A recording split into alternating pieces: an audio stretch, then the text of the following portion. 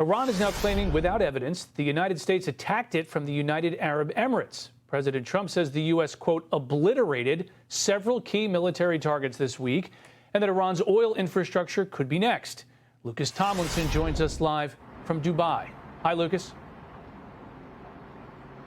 Well, good afternoon, Rich. Today was the quietest day in the United Arab Emirates since this war started. Only 4 ballistic missiles and 6 drones fired from Iran. That's a far cry from the more than 1,600 drones and nearly 300 ballistic missiles that Iran has fired here since the start of the war. That's 3 times the amount of projectiles fired here that have been fired at Israel.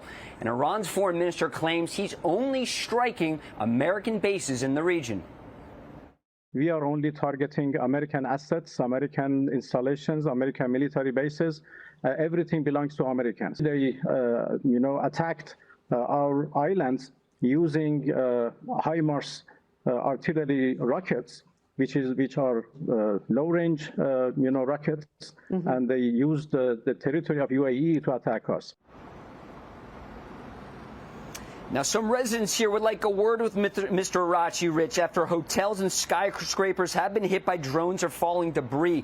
Now, there are satellite-guided rockets that could reach Iran's Kharg island from U.S. Army HIMARS launchers if needed. That island in the northern Persian Gulf, as we just heard from Mike, is a major choke point for Iran, a strategic target responsible for 96% of Iran's oil exports. Trump ordered the oil untouched, only military targets for now. Now, as a result of the American attack on the island, Iran retaliated by launching a drone strike here in the UAE near the Strait of Hormuz at the Fujairah oil terminal, which can be used to ship oil across land via pipeline and avoid the Strait of Hormuz. And Iran's foreign minister says Iran has only closed the Strait of Hormuz to American and Israeli interests only. Keep in mind, Rich, only 2% of tankers transiting the strait ever reach American shores. China gets 40% of its oil using that critical waterway. Iran, 90% of its oil out. Now, President Trump's energy secretary predicts this war could be ending soon.